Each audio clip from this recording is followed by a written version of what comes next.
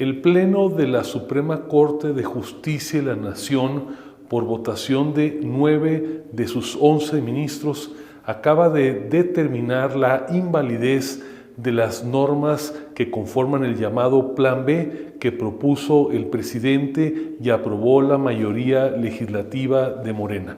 Con esto, la Suprema Corte de Justicia de la Nación, más allá de las presiones de todo tipo en las que fue objeto, ha decidido preservar la constitucionalidad del sistema electoral mexicano. Es un gran día para la democracia y un gran día para el Estado de Derecho, y desde luego vale hoy la pena recordar la importante manifestación que en la Ciudad de México y en más de 60 localidades de todo el país llevaron a cabo millones de mexicanos para darle un mensaje claro y contundente a la Corte. La que decide eres tú. La Corte ha honrado su papel en la historia de nuestro país. Yo reitero la felicitación del señor ministro González Alcántara al señor ministro Lainez por la preparación de este proyecto, por el análisis muy jurídico y completo y además claro, como decía el ministro González Alcántara, que nos propone en esta ocasión. Yo estoy de acuerdo con la propuesta de declarar la invalidez total del decreto impugnado y también reitero mi criterio de manera semejante a como lo hicimos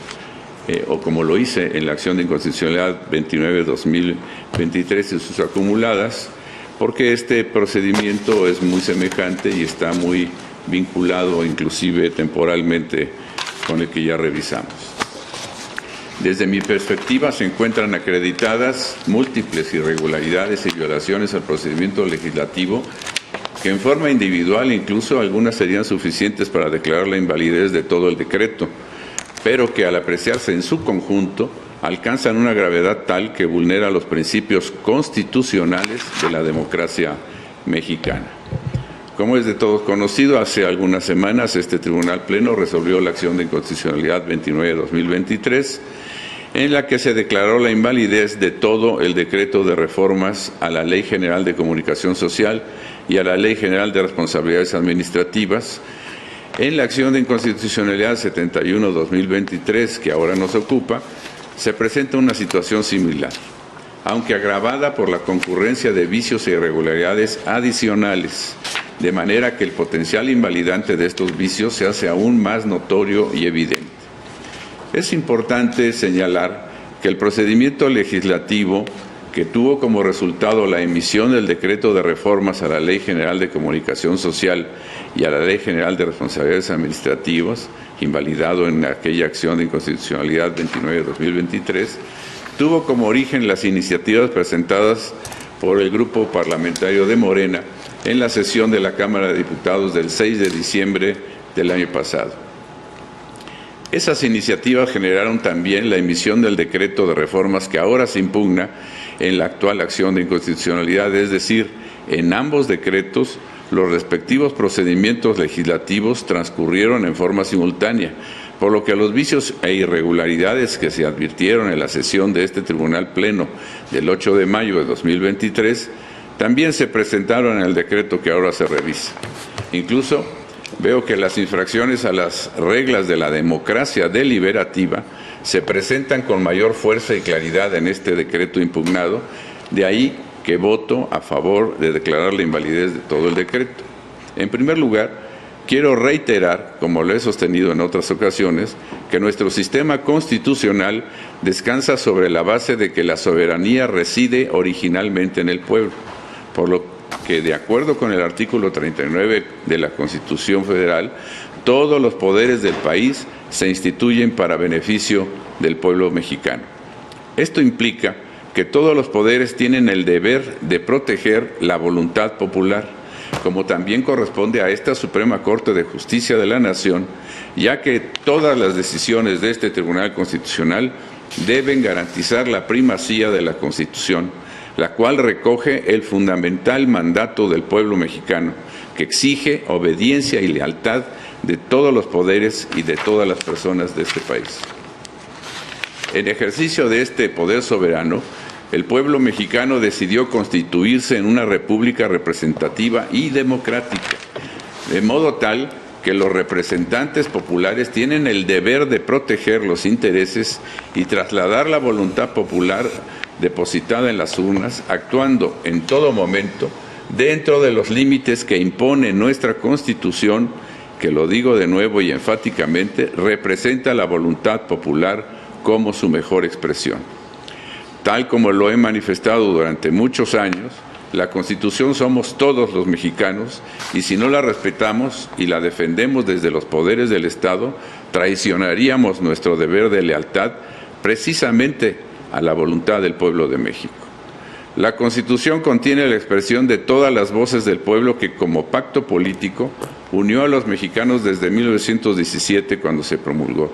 Nuestra Constitución es fruto de la lucha de hombres y mujeres valientes que dieron incluso la vida por nuestro país. Por este motivo, la Constitución es la norma fundacional y fundamental del Estado mexicano. Esto quiere decir que todos los poderes y todas las leyes generales, federales y locales, y en general toda norma jurídica, debe estar sometida al mandato popular contenido en ella.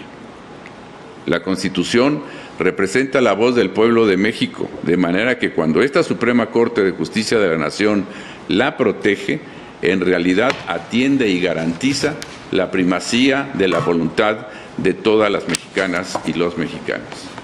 De ahí que es de vital importancia para una democracia que los representantes populares se ciñan al mandato directo del pueblo, o sea, a la Constitución General y a las reglas y directrices que delimitan el procedimiento legislativo. El respeto a las reglas del procedimiento legislativo no es una minucia, ni una mera solemnidad, ni implica un estudio superficial. Cada uno de los elementos que conforman el procedimiento de creación de leyes confluye en una finalidad común, que es garantizar que el Congreso emita las leyes más justas, más democráticas y que representen en la mayor medida posible el sentir del pueblo de México. No respetar las reglas del procedimiento legislativo, para mí, es una deslealtad constitucional y un desdén a las minorías parlamentarias que representan a un sector importante del pueblo de México. En el presente caso, coincido con el proyecto en que se actualizan diversas violaciones al procedimiento legislativo que tuvieron como efecto soslayar las reglas elementales de la democracia mexicana y que ya señala el proyecto y narró el ministro Lainez en su presentación, de los cuales, como ejemplo, resalto: la Cámara de Diputados omitió justificar la dispensa a trámite del decreto que ahora se impugna, tanto en la sesión del 6 de diciembre de 2022, primera ocasión en que se discutió el decreto, como en la posterior sesión del 15 de diciembre de 2023, cuando la minuta fue devuelta con observaciones por el Senado de la República. Esta omisión de justificar la urgencia en la dispensa de trámites violó el principio de deliberación democrática previsto no en cualquier norma, sino en el artículo 72 de la Constitución. La Cámara de Diputados incurrió en una violación al principio de deliberación democrática prevista en el artículo 72 también de la Constitución Federal, por no haber publicado con la anticipación debida la iniciativa sometida a discusión. No existió una deliberación democrática posible, real, cualitativa y de fondo, ya que no todos los que integran el órgano legislativo tuvieron la posibilidad real de analizar y deliberar la iniciativa sometida a discusión. Lo anterior porque el decreto impugnado, que se conforma por más de 50 disposiciones que regulan temas complejos como las competencias y estructura del Instituto Nacional Electoral, así como las reglas procesales que rigen los medios de impugnación en materia electoral. Las Comisiones Unidas de Gobernación y de Estudios Legislativos Segunda del Senado omitieron aprobar el dictamen de manera conjunta, por lo que este actuar rompe incluso las reglas del quórum y votación que debe imperar en un órgano parlamentario. Las violaciones mencionadas constituyen por sí mismas y junto con las demás que se narran en el proyecto, una serie de irregularidades que vedaron la deliberación democrática, por lo que desde la sesión del 8 de mayo de 2023, este Tribunal Pleno declaró la invalidez de un primer decreto de reformas. Sin embargo, en esta ocasión se presenta una irregularidad adicional que solo abona a mi convicción de proteger la Constitución a través de la invalidez de todo el decreto ahora impugnado. Las cámaras del Congreso de la Unión discutieron y eliminaron artículos del decreto que ya habían sido aprobadas previamente por ambas cámaras, lo cual implica una vulneración a la prohibición de discutir o modificar artículos ya aprobados, obligación prevista también en la Constitución de los Estados Unidos mexicanos, en el artículo 72, apartado E. Lo anterior porque la Cámara de Diputados eliminó del proyecto la reforma al artículo 12, numeral 2, párrafo 3 de la Ley General de Instituciones y Procedimientos Electorales, cuyo texto ya había sido aprobado por ambas cámaras en las sesiones del 6 y el 15 de diciembre de 2022, respectivamente. Mientras que el Senado de la República eliminó del proyecto las reformas al artículo 12, numerales 1 y 2, párrafos 1, 2, 4 y 5 de la Ley General de Instituciones y Procedimientos Electorales, en el que se contemplaba la regla que pretendía permitir la transferencia de votos entre partidos coaligados, que también ya se había aprobado por ambas cámaras en las sesiones del 6 y 15 de diciembre de 2022. Estas irregularidades y todas las que señala el proyecto y nos